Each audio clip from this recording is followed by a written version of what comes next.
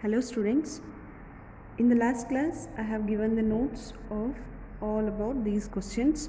So make sure before watching this video, keep your questions and those all notes in front of you and then you have to see the video. ಇದಕ್ಕೂ ಮುಂಚೆ ನಾನು already ಒಂದು ಕೆಲವು ಪ್ರಶ್ನೆಗಳ ಫೋಟೋಗಳನ್ನು send ಮಾಡಿದ್ದೀನಿ. So ಆ ಎಲ್ಲ ಫೋಟೋಗಳನ್ನು ಇಟ್ಕೊಂಡ್ಬಿಟ್ಟು ಈ ವಿಡಿಯೋಸ್ಗಳನ್ನು ನೋಡ್ತಾ ಬನ್ನಿ. First problem from the following information find out the closing debtors. So closing debtors before this make sure, ನಾನು ಆಲ್ರೆಡಿ ಹೇಳಿದ್ದೀನಿ. ಸೊ ಈ ಒಂದು ಅಕೌಂಟ್ಗಳೇನಿರುತ್ತಲ್ಲ ಸ್ಮಾಲ್ ಬಿಸ್ನೆಸಸ್, ಸೊ ಚಿಕ್ಕ ಬಿಸ್ನೆಸ್ಗಳಿಗೆ ರಿಲೇಟ್ ಆಗುತ್ತೆ. ಇದರಲ್ಲಿ ನಾವು ಡಬಲ್ ಎಂಟ್ರಿ ಸಿಸ್ಟಮ್ನ ಫಾಲೋ ಮಾಡಲ್ಲ. ಈಸ್ ನಥಿಂಗ್ ಬಟ್ ನಾವು ಸಿಂಗಲಾಗಿ ಒಂದೇ ಇನ್ಫಾರ್ಮೇಷನ್ ಬರಿತೀವಿ. ಸೊ ಒಂದೇ information is nothing but not following double entry system. So ಇದರಲ್ಲಿ ಕೆಲವು ಚಿಕ್ಕ ಪುಟ್ಟ ಎಂಟ್ರೀಸ್ಗಳಷ್ಟೇ ಇರುತ್ತೆ. So this is so easiest chapter. From the following information find out the closing debtors. ನಾವು ಕ್ಲೋಸಿಂಗ್ ಡೆಟಾರ್ಸ್ ಕ್ಯಾಲ್ಕುಲೇಟ್ ಮಾಡಬೇಕಂದ್ರೆ ಆಬ್ವಿಯಸ್ಲಿ ಏನನ್ನು ಪ್ರಿಪೇರ್ ಮಾಡಬೇಕು, ಡೆಟಾರ್ಸ್ ಅಕೌಂಟನ್ನು ಕ್ರಿಯೇಟ್ ಮಾಡಬೇಕಾಗುತ್ತೆ. ಸೊ ಇದರಲ್ಲಿ ಡೆಟಾರ್ಸ್ ಅಕೌಂಟ್ನ ಕ್ರಿಯೇಟ್ ಮಾಡಬೇಕು. ಫಸ್ಟಿಗೆ ಡೆಟಾರ್ಸ್ ಆನ್ 1/4/2016 rupees 20,000. ಸೊ ಈ ವ್ಯಾಲ್ಯೂ ಏನಿರುತ್ತಲ್ಲ ಇದನ್ನು ನಾವು ಡೆಬಿಟ್ ಸೈಡಲ್ಲಿ ಬರ್ಕೋತೀವಿ. ಇದಾದಮೇಲೆ cash received from debtors rupees 70,000. So received is nothing but cash comes in to business, ಇದನ್ನು ನಾವು ಕ್ರೆಡಿಟ್ ಸೈಡಲ್ಲಿ ಬರ್ಕೋತೀವಿ. ಇದಾದಮೇಲೆ ಡಿಸ್ಕೌಂಟ್ ಅಲೌಡ್, ಇದನ್ನು ಸಹ ನಾವು ಕ್ರೆಡಿಟ್ ಸೈಡಲ್ಲಿ ಬರ್ಕೋಬೇಕು. ಇದಾದಮೇಲೆ ಬ್ಯಾಡ್ ಡೆಟ್ಸ್, ಇದನ್ನು ಕ್ರೆಡಿಟ್ ಸೈಡಲ್ಲಿ ಬರ್ಕೋತೀವಿ. ಇದು ಮುಗಿದ್ಮೇಲೆ ರಿಟರ್ನ್ ಫ್ರಮ್ ಕಸ್ಟಮರ್ಸ್, ಇದನ್ನು ಕ್ರೆಡಿಟ್ ಸೈಡಲ್ಲಿ ಬರ್ಕೋತೀವಿ. ಇದಾದಮೇಲೆ ಕ್ರೆಡಿಟ್ ಸೇಲ್ಸ್, ಇದನ್ನು ಮಾತ್ರ ನಾವು ಡೆಬಿಟ್ ಸೈಡ್ ಆಫ್ ಡೆಟಾರ್ಸ್ ಅಕೌಂಟಲ್ಲಿ ಬರ್ಕೋಬೇಕು. ಸೊ ಇವುಗಳನ್ನೆಲ್ಲ ಬರ್ಕೊಂಡಾಗ ನಮಗೆ ವ್ಯಾಲ್ಯೂ ಏನು ಉಳಿಯುತ್ತಲ್ಲ ಅದನ್ನು ನಾವು ಕ್ಲೋಸಿಂಗ್ ಡೆಟಾರ್ಸ್ ಅಂತ ಕರಿತಾ ಬರ್ತೀವಿ. So this is the format. So ಈ ಫಾರ್ಮೆಟ್ಗಳ ಪ್ರಕಾರ ನಾವು ಕೊಟ್ಟಿರುವಂತಹ ಕ್ವಶನ್ಸ್ಗಳನ್ನು ಬಿಡಿಸ್ತಾ ಬರಬೇಕು. ಫಸ್ಟಿಗಿರುವಂಥದ್ದೇನಿದೆ, debtors on 1/4/2016 is rupees 20,000.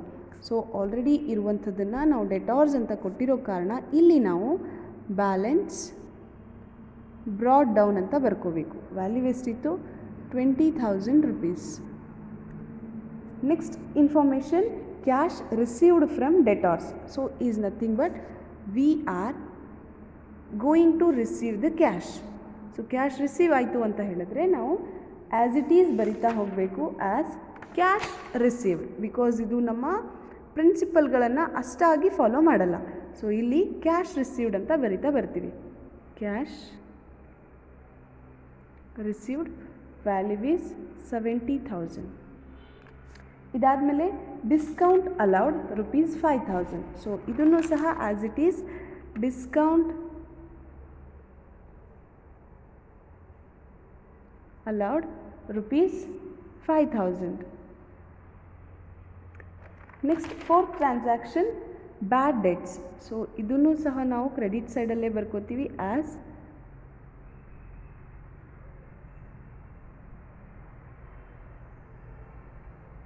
Bad debts, value is rupees 2,000. Next ಇರುವಂಥದ್ದು ರಿಟರ್ನ್ ಫ್ರಮ್ ಕಸ್ಟಮರ್. ಸೊ ಕಸ್ಟಮರ್ಗಳಿಂದ ರಿಟರ್ನ್ ಆಯಿತು ಅಂತ ಹೇಳಿದ್ರೆ ಅದನ್ನು ಸಹ ನಾವು ಕ್ರೆಡಿಟ್ ಸೈಡಲ್ಲಿ ಬರ್ಕೋತೀವಿ. ಸೊ ಆ್ಯಸ್ ಕಸ್ಟಮರಿಂದ ರಿಟರ್ನ್ ಆಯಿತು ಅಂದರೆ is nothing but sales return ಆಗಿರುತ್ತೆ. ಸೊ ಇದನ್ನು ನಾವು ಸೇಲ್ಸ್ ರಿಟರ್ನ್ ಅಂತ ಬರ್ಕೋತಾ ಬರ್ತೀವಿ. Value is rupees 3,000.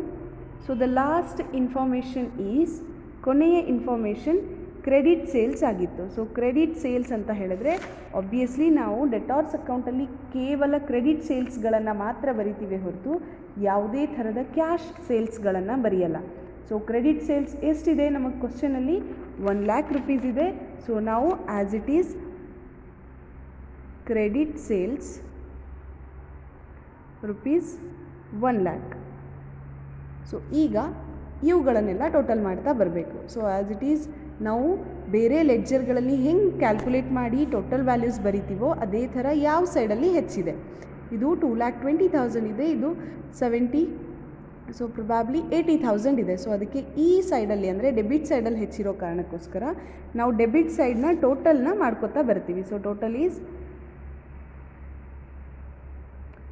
ಎಷ್ಟಾಗುತ್ತೆ? 1,20,000. ಸೊ ಸೇಮ್ ಅಮೌಂಟನ್ನು ಸೇಮ್ ಲೈನ್ನ ಎರಡೂ ಸೈಡಲ್ಲಿ ಬರಿತಾ ಬರ್ತೀವಿ ಆ್ಯಸ್ 1,20,000 ಆ್ಯಂಡ್ 1,20,000. ಸೊ ಇದನ್ನೆಲ್ಲ ಆ್ಯಡ್ ಮಾಡಿದಾಗ ನಮಗೆ 1,20,000 ಬರಲ್ಲ. ಸೊ ಇನ್ನೂ ಎಷ್ಟು ಕಡಿಮೆ ಬೀಳುತ್ತೆ ಅಂತಂದರೆ 40,000 ರುಪೀಸ್ ಕಡಿಮೆ ಬೀಳುತ್ತೆ. ಸೊ ಅದಕ್ಕೆ ಆ 40,000ನ ಬರ್ಕೊಂಡು ಇದನ್ನು ನಾವು ಬ್ಯಾಲೆನ್ಸ್ ಕ್ಯಾರಿ ಡೌನ್ ಅಂತ ಬರೆದ್ರೆ ಸಾಕು. So this is about debtors account. So first ಪ್ರಾಬ್ಲಮ್ನ ಪ್ರಕಾರ ನಮಗೆ ಬರುವಂಥ ಡೆಟಾರ್ಸ್ ಅಕೌಂಟ್ ಇಷ್ಟೇ ಆಗಿರುತ್ತೆ. ನೆಕ್ಸ್ಟ್ ಕ್ವಶನ್,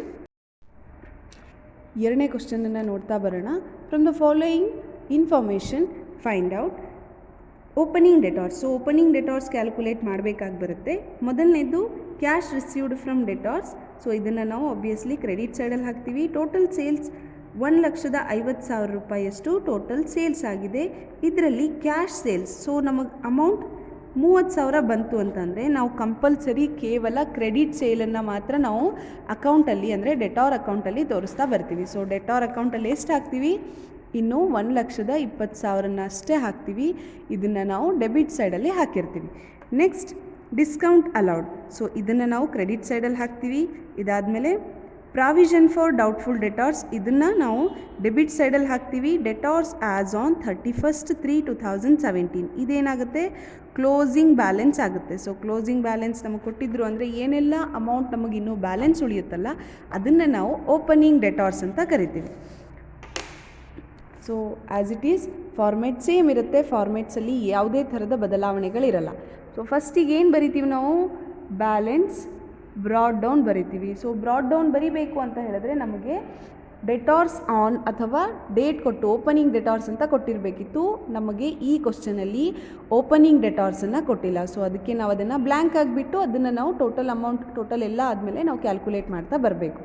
ಇದು ಆದಮೇಲೆ ಇನ್ಫಾರ್ಮೇಷನ್ ಏನು ಕೊಟ್ಟಾರ? ಟೋಟಲ್ ಸೇಲ್ಸ್ ಕೊಟ್ಟಾರ. ಬಟ್ ನಾವೇನು ಹಾಕ್ತೀವಿ ಇದರಲ್ಲಿ? ಕೇವಲ ಕ್ರೆಡಿಟ್ ಸೇಲ್ಸನ್ನು ಹಾಕ್ತೀವಿ. ಸೊ ಅದಕ್ಕೆ ಇಲ್ಲಿ ಕ್ರೆಡಿಟ್ ಸೇಲ್ಸ್ ಬರ್ಕೋಬೇಕು. ಕ್ರೆಡಿಟ್ ಸೇಲ್ ಕ್ಯಾಲ್ಕುಲೇಟ್ ಮಾಡಬೇಕು ಅಂತ ಹೇಳಿದ್ರೆ total sales minus cash sales. So total sales of the firm ಎಷ್ಟಿತ್ತು? 1,50,000 ಇತ್ತು. ಇದರಲ್ಲಿ ಕ್ಯಾಶ್ ಸೇಲ್ಸ್ ಎಷ್ಟಿತ್ತು ಅಂದರೆ ಕ್ಯಾಶ್ ಅಮೌಂಟ್ ಎಷ್ಟು ಬಂತು? 30,000 ಬಂತು.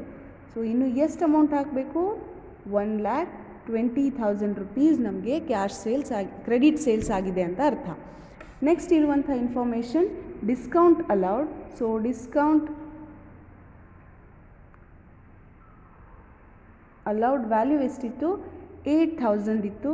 ಸೊ ಇದರಲ್ಲಿ ಫಸ್ಟಿಗೆ ಇನ್ಫಾರ್ಮೇಷನ್ ಕೊಟ್ಟಿದ್ದರು as cash received from debtors. So ಇದನ್ನು ನಾವು ಆಬ್ವಿಯಸ್ಲಿ ಕ್ರೆಡಿಟ್ ಸೈಡಲ್ಲೇ ತಗೋತೀವಿ as cash received. So cash received ಎಷ್ಟಿತ್ತು? 50,000 ಇತ್ತು. So as it is 50,000.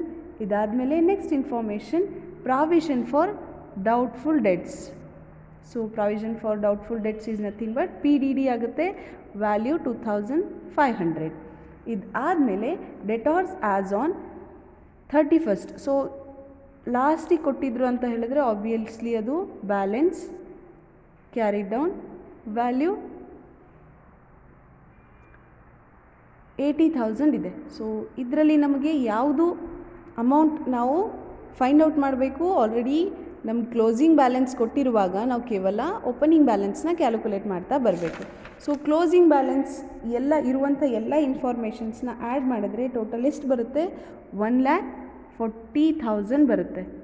So 1,40,500 ಬರುತ್ತೆ. ಸೇಮ್ 1,40,500ನ ಎರಡೂ ಸೈಡಲ್ಲಿ ಬರ್ಕೊಂಡು ಇನ್ನು ಎಷ್ಟು ಹಾಕಿದ್ರೆ ಇಲ್ಲಿ 1,40,500 ಆಗುತ್ತೆ?